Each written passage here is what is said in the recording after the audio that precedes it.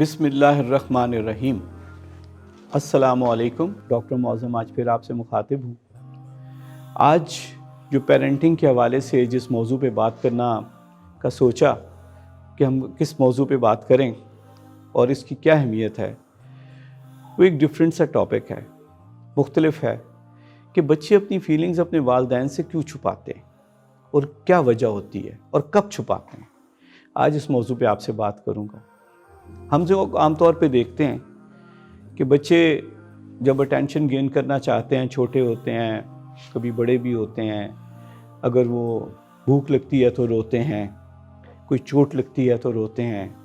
वो अपने पेरेंट्स की अटेंशन गेन करना चाहते हैं और हम भागकर उनकी सपोर्ट करते हैं। इसी तरह बहुत सारे ऐसे मौक़े डेवलप हो जाते हैं कि जब बच्चे बड़े होते हैं और कई मरतबा छोटे भी होते हैं, वो अपने आप को, अपनी फीलिंग्स को जाहिर नहीं करते। इसमें खौफ का एलिमेंट भी होता है, इसमें अपनी ईगो भी होती है, इसमें बहुत सारे ऐसे एस्पेक्ट्स आ जाते हैं जो कि बच्चे अपने आप को ओपन अप नहीं करना चाहते। इसके लिए बहैसियत वालिदैन हमारी ख्वाहिश ये होना चाहिए, हमारी इंटेंशन ये होना चाहिए और हमें इतना अवेयर होना चाहिए कि हम बच्चों के ऐसे महसूसात, ऐसी फीलिंग्स जो वो हमारे साथ शेयर नहीं कर सकते, हम उनको खुद ऑब्ज़र्व करें और ख़ुद फील करें। मैं अपने ज़ात के हवाले से एक मिसाल दूंगा कि मेरे बच्चों को, स्पेशली जब बड़ी बेटी, जब मैं देखता हूँ कि वो मेरे साथ आई कांटेक्ट से सलाम नहीं कर रही या फैमिली टाइम में मेरे पास आके नहीं बैठ रही, तो मुझे एक ऐसा महसूस होना शुरू हो जाता था कि कुछ ना कुछ काम ख़राब हुआ है। ऐसी फीलिंग्स हैं, शैटर हुई हैं जो मुझसे शेयर नहीं कर सकती। या कभी हो सकता है कि वालिदा से डांट पड़ी हो, या कभी हो सकता है कि टेस्ट में नंबर कम आए हों, या कोई ऐसा एक्शन जो मेरी उससे उम्मीदें वाबस्ता हैं उसको उसने ब्रीच किया हो या उसने तोड़ा हो, तो वो फिर वो अपनी फीलिंग्स को कंट्रोल नहीं कर पाती और मुझे बहैसियत वालिद और उसकी वालिदा को इस चीज़ का एहसास करना पड़ता है कि ऐसे क्या फैक्टर्स हैं ताकि हम उस बच्ची को अपने ऑन बोर्ड ले सकें, उसकी जो इमोशनल गैप पैदा हुआ है उसको फिल इन कर सकें। आजकल बच्चों को जब इमोशनल ब्रेकडाउन होते हैं, मुख्तलिफ़ तरीक़ों से हैंडल किया जाता है और ये वालिदैन की मुख्तलिफ़ किस्में होती हैं। मुझे एक ऐसी वालिदा के साथ भी मिलने का इत्तफ़ाक़ हुआ। वो कहती हैं कि जब मेरा बच्चा 5-6 साल का बेटा था, कि जब मेरा बच्चा मिसबिहेव करता है या कोई मेरी बात नहीं मानता, मैं उसके सारे कपड़े उतार के उसको गली में निकाल देती हूँ कि जाओ खुद ही जाके अपने आप को हैंडल करो। वो रोता है, चीखता है, दरवाज़ा खटखटाता है और मैं उससे माफ़ी तलाफ़ी के करवा के जब तक वो बाउ डाउन नहीं कर जाता, अपने आप को बिल्कुल ब्रेक नहीं कर जाता, उस वक्त तक मैं उसको इजाज़त नहीं देती कि वो घर के अंदर आए। इसी तरह के कुछ सिलसिले वॉशरूम में बंद करने के भी होते हैं। इसी तरह के कुछ पेरेंट्स स्टोर में भी बंद करने के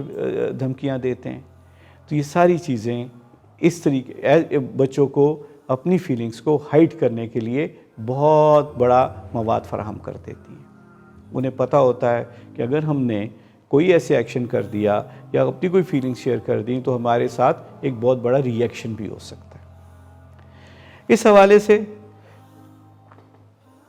बच्चों को हमें ये ट्रेन करना कि जब डिसअपॉइंटमेंट होती है, जब नाउमीदी होती है, जब चैलेंज होता है, उसको कैसे हैंडल करना है। जब कोई काम ख़राब हो जाता है, आपने उस फेज़ से कैसे निकलना है, उसके लिए हमें अपने बच्चों को तैयार करना पड़ेगा। और तैयार करने के लिए बहुत सारे तरीके हैं। सबसे पहला तरीका, हमें अपने आप को कन्विंस बहैसियत वालिद और वालिदा करना पड़ेगा कि हमने अपने बच्चों को किस तरह टैकल करना है। जब बच्चा कोई काम ख़राब कर देता है या कभी वो स्ट्रेस में चला जाता है, तो हम उसके स्ट्रेस को दूर करने की बजाय बहैसियत वालिदैन हम खुद स्ट्रेस में आ जाते हैं, हम खुद अपसेट हो जाते हैं। अगर बच्चा एक इमोशनल ब्रेकडाउन में जा रहा है, हम उसके ऊपर اس سے زیادہ ایموشنل بریک ڈاؤن میں جا کے اونچا شاؤٹ کرنا شروع کر دیتے ہیں، جس کے لیے وہ اپنی فیلنگز، اسے پتہ ہے کہ اگر ایسا کچھ ہو گیا میرے والدین میرے اوپر شاؤٹ کریں گے تو بہتر ہے میں خاموش ہو جاؤں. وہ اپنی فیلنگز کو ہائیڈ کرنا شروع کر دیتا ہے، وہ اپنی باتوں کو کہنے سے اعتراض کرتا ہے، ایوائڈ کرتا ہے. تو اس چیز میں والدین کے طور پر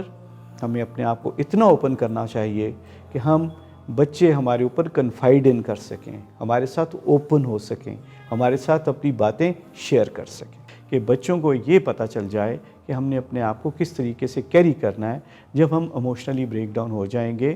through example, through self example ہم اپنے آپ کو ماڈل بناتے ہوئے کہ جب ہمارے پاس کوئی سٹریس کا موقع ہوتا ہے ہم کس طریقے سے اسے نکلتے ہیں اور کس طریقے سے ہم اس کو ڈسکس کرتے ہیں، تب بچے آٹومیٹیکلی اپنے آپ کو اسی فیز میں لے آئیں گے اور وہ اسی طریقے سے اپنے ان معاملات میں اپنے آپ کو آگے سے بہتر طریقے سے ہینڈل کرنے کے قابل ہو سکیں گے. جب ہماری من حیث القوم ایک یہ چیز ڈیولپ ہو چکی ہے تو یہی حال ہم اپنے بچوں کے ساتھ کرتے ہیں، ان کی بات سننے کو تیار نہیں ہوتے. جبکہ انگریزی میں کہا جاتا ہے کہ لسننگ ہیلز، کہ اگر ہم صرف سن لیں کسی کی بات تو اس کے اندر ایک پیشنس ڈیولپ ہو جاتی ہے. میں نے اپنی زندگی میں ایک بندہ ایسا ضرور رکھتا ہوں اور آپ لوگوں کو بھی مشورہ دوں گا کہ اچھی اسٹریٹجی ہے، جو آپ کے ساتھ ڈائریکٹلی اٹیچ نہ ہو، اس کو آپ سے نہ کوئی فائدہ ہو سکے نہ نقصان ہو سکے، مگر عقل مند سا وائز سا بندہ ہو جس سے آپ اپنی ساری فرسٹریشن ڈسکس کر لیں، ٹاک اٹ آؤٹ. وہ آپ کی بات سن بھی لے، کوئی تھوڑے بہت نارمل مشورے بھی دے دے اور نہ بھی دے بٹ بات سن لے. ایسے لوگوں کے جب آپ ڈسکشن کے بعد باہر آتے ہیں تو آپ بہت زیادہ ریلیکس ہوتے ہیں. تو بحیثیت والد یا بحیثیت والدہ جب ہم اپنی اولاد کی ساری باتیں سن لیں گے اور بہت ساری اس کی فرسٹریشن کو ڈسکس کر لیں گے، جس میں زیادہ وقت سننے کا ہوگا نہ کہ بولنے کا والدین کی طرف سے، تو آپ دیکھیے گا کہ آپ کے بچے اور ہمارے بچے ایموشنلی بیلنسڈ ہو جائیں گے، وہ چیزوں کو بہتر طریقے سے ہینڈل کر سکیں گے. جب بچہ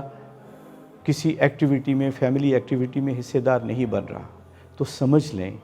کہ بچے کے اندر کوئی نہ کوئی جنگ چل رہی ہے، ایموشنل چیلنج چل رہا ہے. تو بحیثیت والدین ہمیں پتہ ہونا چاہیے اور ہمیں اس چیز کا ادراک کرنا چاہیے کہ ہم اس چیز سے بچے کو ایک سننے کا موقع دیں، بچے کو کمپنی دیں، بچے کے ساتھ شیئر کریں تاکہ وہ ہمارے ساتھ اوپن کمیونیکیشن میں ہمیں پتہ چل سکے کہ بچے کی کیا پرابلم چل رہی ہے تاکہ ہم اس کے حل کی طرف نکل سکیں. جس بندے کے اندر ایک نیگیٹیوٹی کا پورا ایک بینک بنا ہو تو اس نے آگے جا کے کس طریقے سے اپنے آپ کو ایک پازیٹیو اور ایک مثبت انسان کی طرف راغب ہونا ہے اور کیسے مثبت انسان بننا ہے. تو یہی چیز کوشش یہ ہونا چاہیے کہ جب ہم اپنے چھوٹے بچوں کو، اب یہ مت سمجھیے کہ 3 سال 4 سال 5 سال کے بچے کی کوئی فرسٹریشن نہیں ہوتی ہے، ان کی بھی بہت ساری فرسٹریشنز ہوتی ہیں، ان کے بھی بہت سارے چیلنجز ہوتے ہیں. ایک بچہ 5 سال کی عمر میں 50,000 مرتبہ نا کا لفظ سنتا ہے. کیسے؟ بیٹا یہ نہ کرو، بیٹا ادھر نہ جاؤ،